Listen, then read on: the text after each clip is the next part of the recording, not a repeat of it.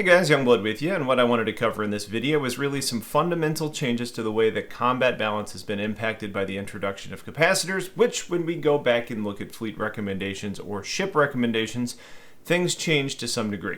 So let's start off by talking about what those changes, and then we'll kind of move into applying that to some of the ships that we've talked about in the past. If you haven't really paid attention to the details or the changes since 3.14, capacitors are essentially devices that sit between your power plant and your components, and it dictates how much you can do with your primary devices.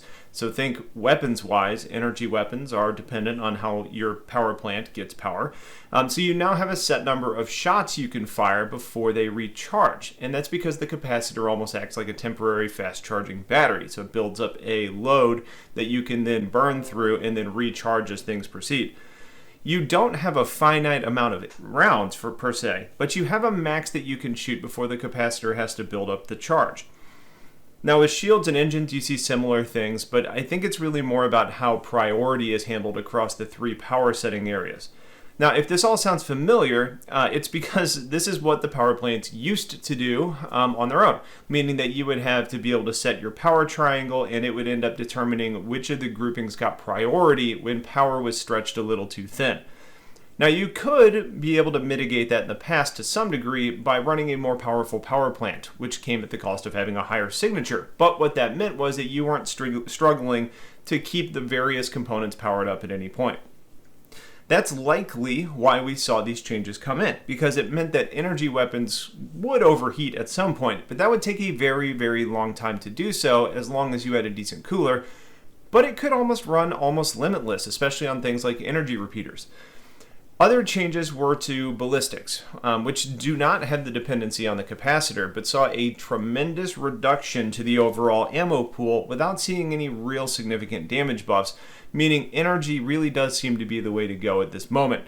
Now, ballistics are going to do a lot more damage, and they're going to bypass the shields and blah, blah, blah. But if you can't take down targets and string a bunch of bounties together, it's really a much more situational weapon choice.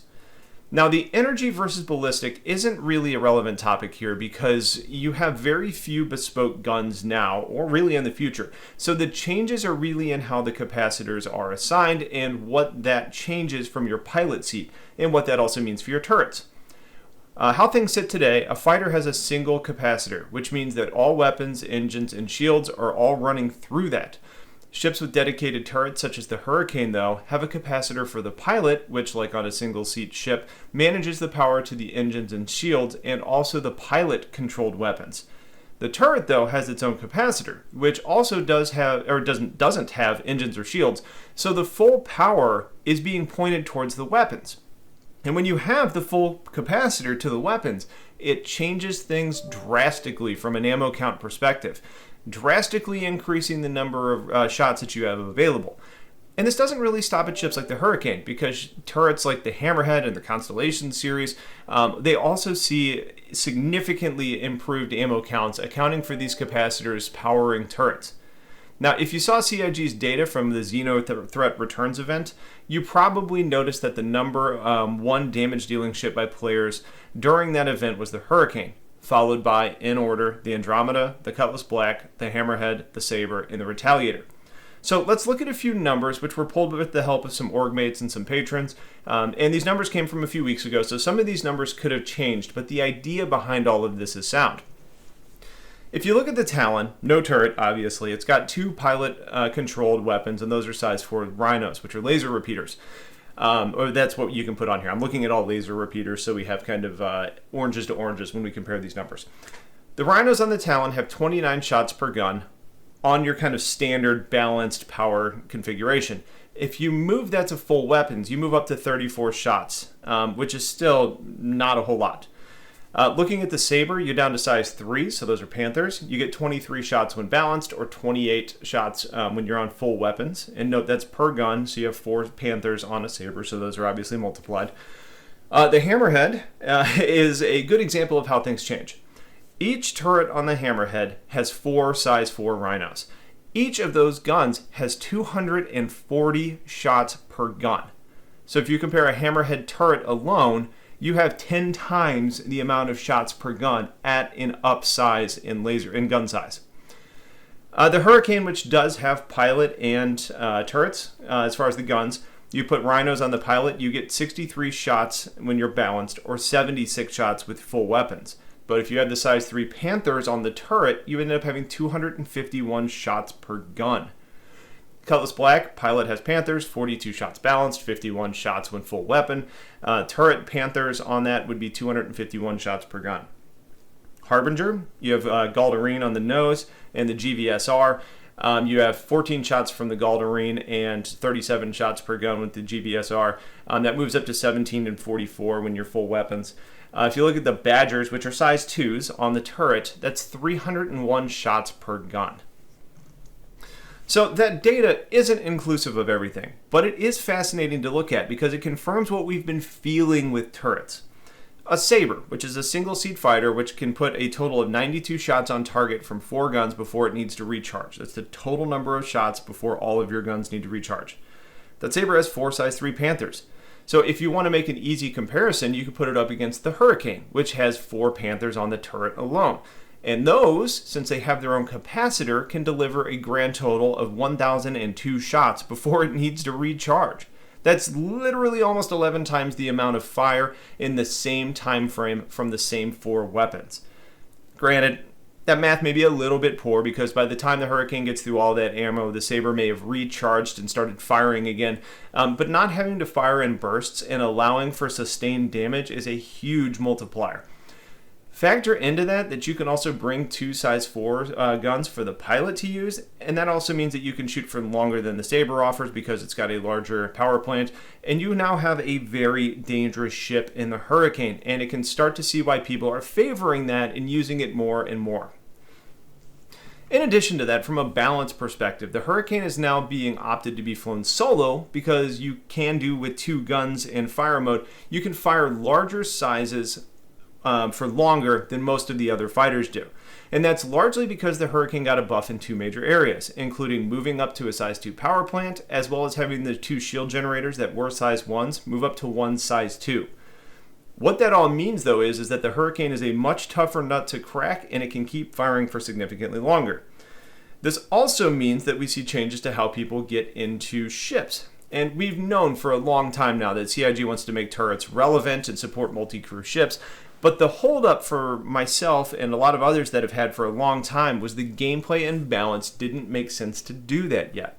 It was almost always better to take 2 fighters versus 1 heavy fighter because it meant that you had more ammo, you had more attack vectors, you had more HP spread across multiple areas, etc. But since then, we've seen turret control improvements in the gameplay with some limited aim assist and just general controllability. And equally important, the capacitor changes, meaning it's no longer necessarily the best bet just to run 2 ships instead of 1 that has 2 people. Things are starting to change. Of course, this is all situational and dependent on the ships, the pilots, and the scenario. For example, being in an asteroid fight. Having the ability to have multiple ships engaging while one takes cover, keeping sustained fire on the target, and just ducking in and out is a great situation where more smaller ships may be the better bet. In open space, though, where keeping a line on your target is easier, as long as you have good coordination between the pilot and the gunner, things are really starting to favor the turreted ship. The size of the turret and the placement on the ship and the overall maneuverability of the ship do have an impact. The Hammerhead, for example, is covered in turrets, so someone in a turret basically always has a line, so it doesn't really matter. The Hammerhead now fulfills its role as an area denial tool, and it basically swats pretty much anything coming in at it from a fighter perspective. The Hurricane, though, is agile enough, and the turret has a great range of motion, meaning that you can keep up with multiple fighters easier than other ships. So it's basically going to be almost always a better bet versus 2 fighters, having 2 people in a Hammerhead or in a Hurricane versus 2 people in other fighters. Constellation is probably somewhere between those ships, because it has good pilot weapons and good turret coverage with a lot of firepower for all 3 seats. Plus you have the snub should you actually decide to use it. It is stronger than it was before, and it can hold off threats better than you were able to do before. You've got good turret coverage, and the pilot can do a lot of damage. It's really the other types of ships, the ones that are less dedicated to turrets, which make comparing things a little bit more challenging. The Harbinger, for example, does the bulk of the damage from the pilot size 5 weapon, and the turret, which is placed okay, has a lot of restrictions on where it can actually engage, and the belly of the ship is totally exposed. The Harvey is also a drifty ship. It's not maneuverable, meaning that smaller ships are going to be hard for the ship to deal with. So if you can get a few fighters that can distract the pilot while another sits on the belly uncontested, things are going to go well for the multiple ships. Shields are also working a little bit different though, and as I've mentioned before, it seems that we're at a point now where you're less dependent on competing with the recharge time and more dependent on eating through that large initial pool. The freelancers have terrible placement of the turret. So while there are turret improvements and the capacitors help, if combat is your singular goal, it's not really the right option. Even though the miss can be pretty mean, it's really more focused on being good for the pilot. The Super Hornet's kind of an outlier, and it's a little bit interesting because it does have a gunner seat. It's actually pilot-controlled weaponry in general, though. A pilot controls all 5 or 6 guns on the ship, but you can put in a turret operator to man that if you so choose.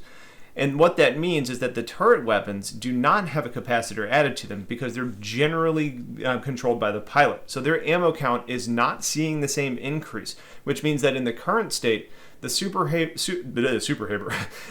Hornet is better suited to being a single-seater craft with your buddy bringing something else along. That conversational path, though, about the pilot-controlled weaponry not seeing the larger buff from the components is interesting, though, because how we look at these changes in line with what we think we know coming down the line and how that impacts balance. And I'm specifically talking about the Scorpius and the Hurricane, where we have heard from CIG that you likely could use blades to pilot control the turret weapons.